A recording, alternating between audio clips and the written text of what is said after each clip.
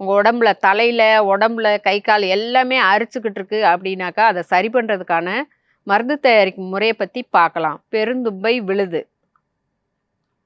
இப்போ இது கூட கிராம்பும் வசம்பும் அரைச்சி பொடியாக எடுத்து வச்சுருக்கிறேன். சீல் பிடிச்சிருக்கிற புண்ணையும் ஆற்றக்கூடியது. இப்போ இது கூட சுத்தமான நாட்டு மாட்டு பால் நிறையவே கலந்துக்கங்க. ஏன்னா உங்கள் உடம்புல எந்த அளவுக்கு அரிப்பு இருக்குது அப்படின்னா உடல் முழுக்கையும் நீங்கள் தேய்ச்சிக்கிறலாம்.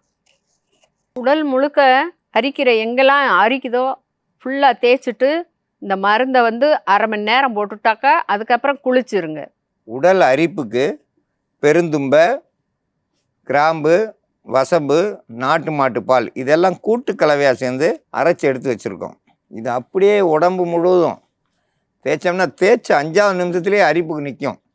உடனே தூங்கிடுவாங்க. அரை மணி நேரத்துலலாம் எழுந்திரிக்க முடியாது. ஏன்னா டெய்லி சொரிஞ்சு தூங்காமல் இருந்ததுக்கு இதை தடவுனதுமே அந்த அரிப்பு நின்றதுமே தூக்கம் வந்துடும். நிம்மதியான தூக்கம் வரும். தூங்கி எழுந்திரிச்சா தான் தண்ணியில் குளிச்சிட வேண்டியதான். நம்ம போர் தண்ணியில் குளித்தா ரொம்ப நல்லாயிருக்கும், சுகமாக இருக்கும். இல்லைனா எங்கள் பக்கத்துலலாம் குளத்துல கிணத்துல குளிப்போம். இங்கே வீட்டில் தண்ணி இருந்தால் அந்த தண்ணியை ஊற்றி குளிச்சிக்கிற வேண்டியதான். அப்படி குளிச்சிட்டோம்னா இது ஒரு 2-3 நாளில் அந்த அரிப்பு சுத்தமாக சரியாயிடும்.